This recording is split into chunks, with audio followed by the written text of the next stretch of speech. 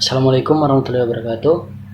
Perkenalkan, saya Randi Moduto, Prodi S1 Matematika semester 4. Kali ini saya akan mempresentasikan materi tentang Nabi Muhammad SAW, super leader, super manager. Dibuat untuk memenuhi tugas wawasan kepemimpinan.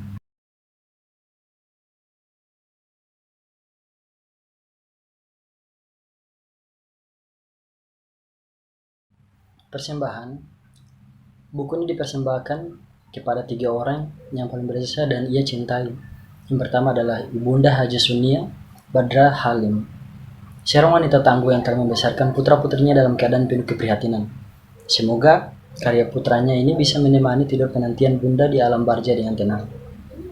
Yang kedua adalah Ayahanda dari Antonio, seorang Haksu, biksu Buddha Tridharma yang masih setia membina umatnya di beberapa kelenteng di Jakarta, Bogor, dan Tangerang, Bangka, dan Belitung. Semoga suri tauladan Muhammad SAW dapat memberikan cakrawala baru dan hidayah atas izin-izinnya. Yang ketiga adalah istri tercinta Insinyur Haji Mirna Rafki, Magister Manajemen, dengan setia menemani hari-hari panjang dan dingin di kampus University of Melbourne, Australia, terutama di saat konsep awal buku ini dikembangkan. Di sela-sela kesibukan menyiapkan disertai doktoral, sehingga kesabaran dan kesetiaannya bisa menjadi motivasi untuk terus berkarya dalam rangka berkhidmat kepada Allah dan Rasul-Nya serta kaum muslim.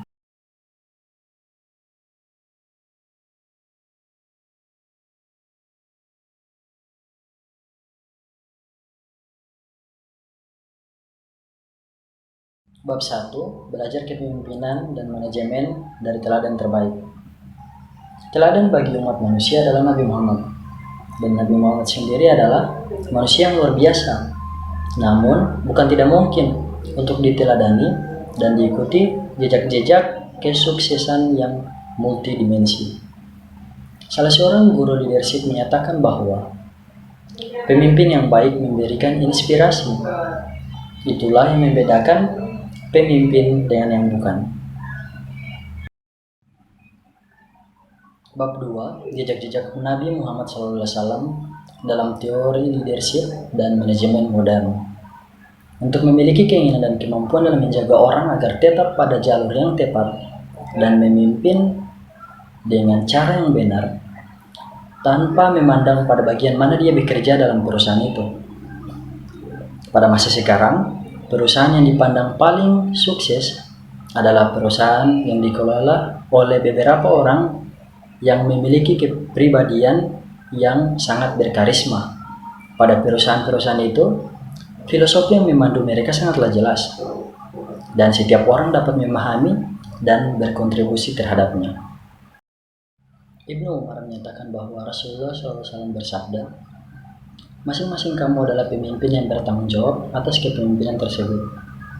Seorang penguasa adalah pemimpin rakyatnya, seorang laki-laki dewasa adalah pemimpin keluarganya, dan seorang perempuan dewasa adalah pemimpin dan bertanggung jawab atas rumah suaminya dan anak-anaknya. Dan kamu semua adalah pemimpin dan bertanggung jawab atas kepemimpinannya." Sahih Al-Bukhari nomor 893, 7138, Sahih Muslim nomor 1829. Bab 3. Khazanah biografi Muhammad SAW. Dimensi humanis Rasulullah SAW. Muhammad SAW adalah manusia dengan seluruh sifat kemanusiaannya. Sebagai manusia biasa, ia dilahirkan dengan ayah dan ibu. Yang jelas, dia bermain, belajar, bekerja, menikah, dan memiliki keturunan. Beliau berjalan di pasar membawa barang dagangannya, menyapu rumah, menjahit pakaiannya yang sobek, memotong daging, serta menyiapkan sayuran di dapur. Beliau juga merasakan apa yang pernah dirasakan oleh manusia pada umumnya, seperti rasa harap dan cemas, miskin dan kaya, lapang dan susah, menyendiri dan bermasyarakat. Yatim piatu. Setelah berusia 6 tahun, ibu tercinta pun mangkat di kampung Abwa saat pulang berziarah ke pusara ayahku di Madinah. Saat itu aku pun bertanya kepada Ummu Aiman, pembantu setia ibuku, kemanakah aku yatim piatu harus pergi.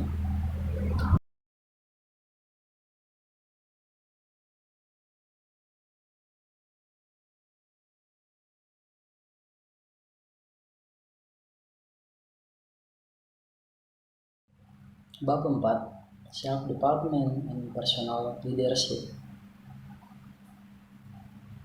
Ada suatu kalimat yang menyatakan, Anda tidak akan mampu memimpin orang lain jika Anda tidak mampu memimpin diri sendiri. Keberhasilan kepemimpinan Muhammad SAW di berbagai bidang tidak terlepas dari kemampuannya dalam memimpin diri sendiri. Sebagai seorang pemimpin, beliau berdiri sama tinggi dan duduk sama rendah di hadapan hukum, memperoleh kemenangan dan kekuasaan, serta merasakan kekalahan dan kesedihan. Tubuhnya tidak terdiri dari besi, tetapi daging dan tulang biasa.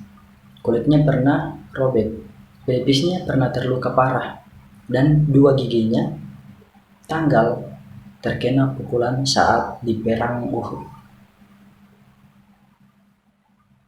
Perbedaan satu-satunya adalah bahwa beliau diamanati wahyu,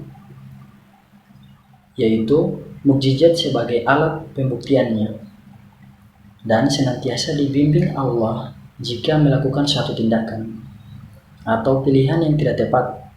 Selebihnya ia hanyalah manusia biasa. Bab 5, Muhammad SAW sebagai entrepreneur dan pemimpin bisnis. Banyak orang besar awalnya adalah penjual koran. Itu merupakan salah satu kata orang bijak. Untuk menjadi seorang pemimpin atau wirausahaan yang tangguh, pengalaman masa kecil itu tidak selamanya positif atau menyenangkan. Sebuah penelitian terhadap beberapa pemimpin yang dilakukan oleh Manfred Katz de Vries pada tahun 1995 berkesimpulan bahwa kerasnya kehidupan masa kecil menimbulkan dorongan yang memimpin. Karena kesulitan yang mereka temui di masa kecil, banyak diantaranya merupakan yang kemudian memiliki suatu misi.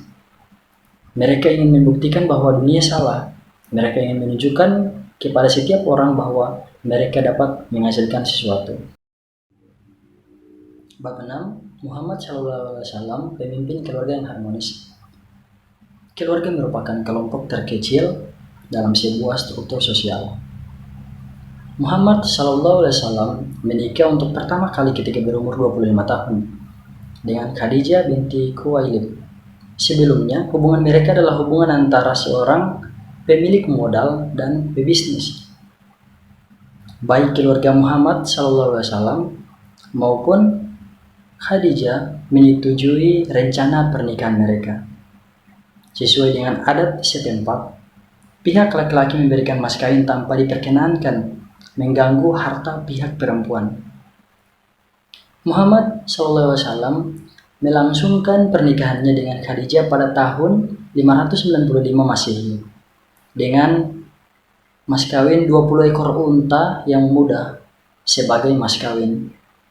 Sumber lain menyebutkan ditambah dengan emas 12,5 ons dari hartanya sendiri.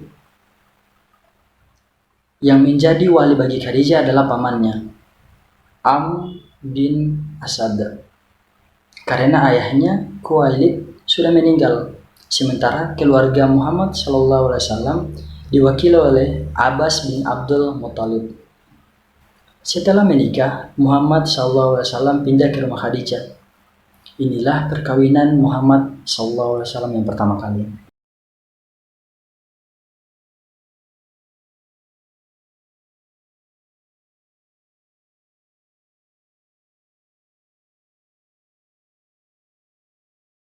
Bab 7, Kepemimpinan dakwah Muhammad SAW. Dakwah Muhammad SAW saat itu terdapat dakwah tertutup dan dakwah terbuka. Sebagaimana disyaratkan dalam firman Allah Subhanahu wa taala, dan berilah peringatan kepada kerabat-kerabat yang terdekat dan rendahkanlah dirimu terhadap orang-orang yang mengikutimu, yaitu orang-orang yang beriman. Jika mereka mendurhakaimu, maka katakanlah, sesungguhnya aku tidak bertanggung jawab terhadap apa yang kamu kerjakan. Anas bin Malik radhiyallahu anha berkata, aku akan menyampaikan kepada kalian suatu hadis yang kudengar dari Rasulullah SAW, dan tidak ada yang menyampaikannya selainku. Aku mendengar beliau bersabda, di antara tanda-tanda hari kiamat adalah yang pertama, ilmu agama akan diambil. Yang kedua, ketidakpedulian dengan urusan agama semakin meningkat. Yang ketiga, maraknya perzinahan. Yang keempat, minum-minuman memabukkan semakin banyak. Yang kelima, jumlah laki-laki menurun sedangkan perempuan meningkat. Sahih Al-Bukhari nomor 5231. Bab 8. Muhammad sebagai pemimpin sosial politik. Keunikan politik Muhammad SAW di zamannya sebagai kepala pemerintahan Madinah, Muhammad SAW menggabungkan kepemimpinan politik dan militer. Kemampuan menggabungkan kecemerlangan kepemimpinan politik dan militer ini sangat langka ditemukan di antara pemimpin-pemimpin besar dunia. Banyak pemimpin dan panglima perang yang sukses dalam berbagai peperangan yang mereka hadapi, namun kurang berhasil dalam mengelola pemerintahan ketika perang itu usai. Bab 9. Muhammad SAW sebagai pemimpin sistem pendidikan holistik. Dalam hal ini Rasulullah SAW bersabda, sesungguhnya Allah telah mendidikku dan ia mendidikku dengan baik. Kemudian ia menyuruhku dengan akhlak-akhlak mulia dan berfirman, ambillah kemaafan dan suruhlah dengan kebaikan, serta berpalinglah dari orang-orang yang jahil. Pendidikan menurut Islam merupakan kedudukan yang tinggi.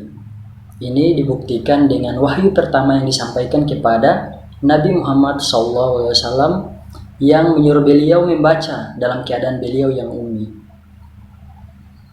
Di samping itu, wahyu ini juga mengandung suruhan belajar mengenali Allah Subhanahu wa taala, memahami fenomena alam serta mengenali diri yang merangkumi prinsip-prinsip akidah, ilmu dan amal.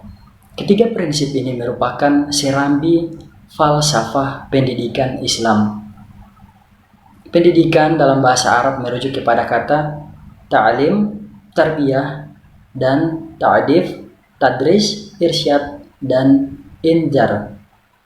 Semua istilah ini telah dikenal sejak masa Rasulullah SAW yang beliau terapkan kepada para sahabat.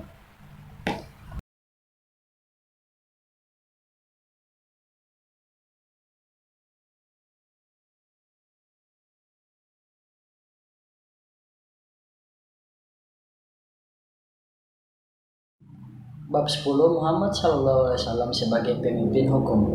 Jabir bin Abdullah radhiyallahu anha meriwayatkan bahwa Rasulullah SAW bersabda, jauhilah sifat jalim karena kezaliman membawa kegelapan di hari kiamat, dan takutlah kepada kebatilan karena kebatilan itu menyebabkan orang-orang sebelum kamu celaka. Ia mendorong mereka untuk berbuat jalim, lalu mereka melakukannya. Juga menyuruh mereka memutuskan silaturahim, maka mereka pun memutuskannya. Sahih Muslim nomor 2578. Dan Abu Hurairah radhiyallahu anha meriwayatkan bahwa Rasulullah SAW bersabda, menunda pembayaran utang oleh seseorang yang kaya adalah suatu bentuk kezaliman. Jika piutang kamu dialihkan ke pengutang yang kaya, maka terimalah. Sahih Al-Bukhari nomor 2287. Pidana korupsi. Sebagian umatku tidak bergeming ketika mendengar larangan minuman keras. Mereka baru berhenti mabuk ketika cambuk mengenai badannya. Mereka juga tidak takut dengan larangan mencuri.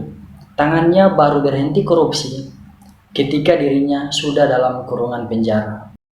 Bab 11, Kepemimpinan Militer Muhammad SAW.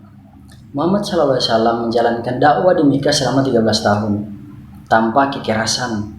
Beliau menghadapi ancaman perang dengan perdamaian, kekerasan dan kelembutan, pelecehan dengan maaf, penindasan dengan ajakan kepada keadilan, dan selama ini beliau membangun karakter para pengikutnya untuk memiliki jiwa-jiwa yang tangguh dan rela berkorban untuk kepentingan Islam. Bab 12. Jika saat ini Rasulullah SAW duduk di samping Anda, kemiskinan, bukankah engkau telah melihat bagaimana nasib umatku yang kelaparan, telanjang, kedinginan, dan tidur di bantalan rel kereta api? Sudahkah engkau berbuat sesuatu dengan hartamu? Fakir miskin, usahakanlah dengan maksimal untuk sholat tahajud secara teratur sebelum kita mengajak orang lain. Bangun sholat malam. Bermurah tanganlah kepada kerabat dekat dan handai taulan serta fakir miskin sebelum kita mengajak orang lain bersedekah. Pedagang Arab, dengan kepercayaan itu aku berdagang menjual barang mereka dan berbagi hasil atas dasar sistem mudharabah. Memang benar, untuk mendapat kepercayaan tidaklah mudah. Kita harus jujur, walk the talk, melaksanakan apa yang Anda katakan, tidak mengumbar janji, dan teguh memegang kepercayaan orang.